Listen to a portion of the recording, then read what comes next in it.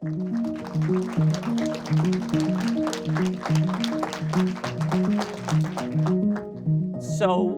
Lance, can you describe how you got into this world of this Texas Renaissance Fair? I uh, I first heard about this. I hadn't been to any Renaissance festivals, although I'm from Florida, and there's one in Hollywood, Florida, that's very big. So it was inescapable for me as a kid. But I first heard about it because of two journalists, David Govey Herbert and Abigail Rowe. Abigail is here, and they came to me with the idea of there's a man in Texas who has bought a lot of land. He has created the most successful financially Renaissance festival in the entire country, and he is the mayor of a town that he has incorporated. So he has created a real life fiefdom, and he fashions himself as a king. He used to play the king, and he is sort of like a real life king. People call him King George. And so I was like, if that's real, we should definitely go and look into it and see what's cooking there. And yeah, surely enough, King George, Jeff, Louis, a lot of other people who were part of the documentary, they were kind of engaged in this real life succession battle, for who will be the next person to take over the business. So, I have to acknowledge that there was sad news just today that George, King George, is passed away. That news broke today. So I want to. I mean, it's a kind of reminder to us that these films finish, but life goes on, or ends. Um, and I wonder, what you've been thinking about today, and in relation to this passing. Well, it's both like extremely unsurprising and it also extremely He was 87 years old. yes, and extremely shocking too. And there's a clip. I wish we had shown it, but he talks about the perfect way to go, and he says is to have a woman screw me to death. That's his words. So he's someone who never really was afraid of sharing his opinions, even they maybe were sometimes controversial in nature. But he was always sort of looking for an exit plan. And I think when we met him, I think it's only just today, especially, is a big reminder that you make these things, and sometimes you're meeting someone at an inflection point in their lives, and you may not know it. Your presence in their life may have a big influence in where they choose to go. And my relationship with George led to me meeting my wife and having a baby. The producer of the project, Abby, we fell in love making this thing, and there was so much magic that was happening while this project was going on. I feel like fundamentally a different person from when I started it to 3 years after, in 110 days of shooting.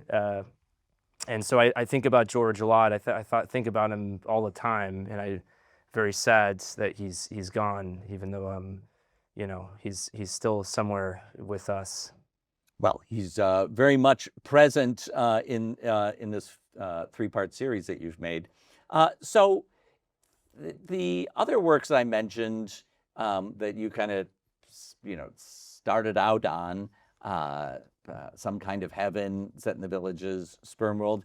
These were the figures that we were filming were obscure figures. They weren't as big a public personality as George was in his own way. But the Renaissance Fair that he runs has tens of thousands of visitors. He, as the mayor of a town, he is a media conscious person. So feels to me like stepping into this world might have been a different scale than the worlds you've been in the past. Can you talk about that? Yeah, absolutely. I mean, I think the thing I was always interested in with this story was sort of an examination of power, right? You have someone who has created like a self-contained fantasy world that he is literally the king of, that he's created. So every person that you're looking at, whether it's the general manager or the kettle corn guy, or someone who's an elephant trainer, like they're all vassals of George, and they care very much about where his mind is going, because they are hoping that the business will end up in a good place. And so for me, this story was also it was always just like, if we could get to George and we could really examine what was going on there, then I think, you know, we could make something really great. But what that required was a really like heavy investigative, kind of active, like journalistic process. And it's funny because you watch this thing and it looks like you know, it looks like Looney Tunes. It's not, you know, it doesn't look like a traditional documentary or anything like that, but it really required a very rigorous, like investigative journalistic enterprise that Abby and Dave, our journalists, were really engaged in. They were like, this thing's happening, you got to go over there. And I would go with my cinematographer, Nate Hertzellers, and I'd bring my editors with me along, Max Ullman and Nick Nasmi. We'd all kind of caravan over and just try and break and shoot these very, you know, dramatic kind of double dealings that were going on in very cinematic terms. Well, people might get from the clip that we saw, but you know, if the more you watch this, I think the more you feel it, that you have a cinematic approach that feels, you know, more like fiction than documentary. I mean, these are you've got some very psychologically complex scenes, which is true of all your work.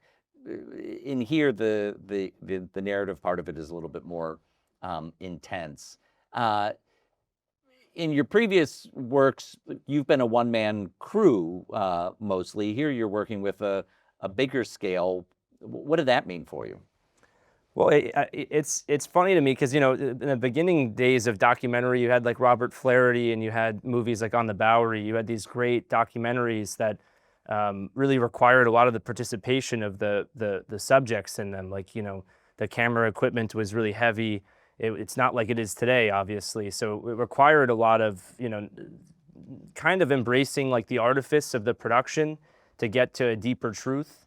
And I've been inspired by that forever, and that's something that I think we were able to really explore with this project. Every person in it, by nature of their profession, is an actor. They're of a Renaissance festival, and I was able to craft with them, you know, both like, you know, just these scenes that are very much based in reality. It's their life, but they were able to sort of let me dramatize it with them, or kind of restage certain things. So that thing's happening, you're about to make this phone call that's going to be really important. Let's do it over there, you know? It'd be a lot of stuff like that. Oh, I got most of it. I'm going to go over here and do it from another angle, and I'm going to get it again. These things may be considered blasphemous, but I'm always after something that's kind of like a, you know, a deeper kind of emotional, ecstatic truth, and something that really can capture the headspace of the people that are going through it. I think most of us would say, like, who cares? Maybe, you know, this is a you know, succession crisis, a Renaissance festival. I got stuff to do. I got business to take care of in my own life. So my job as the filmmaker is to make you care, and I want to bring you, you know, as close as humanly possible to the inner life of the people that are going through this stuff, even if it means, you know, bridging some of the narrative tools from fiction filmmaking into the documentary space, because it's, you know, to me, that I just love people who are obsessed with fantasies and kind of creating fantasies and end up becoming entombed by them. And I think that's also what this is all about, this documentary.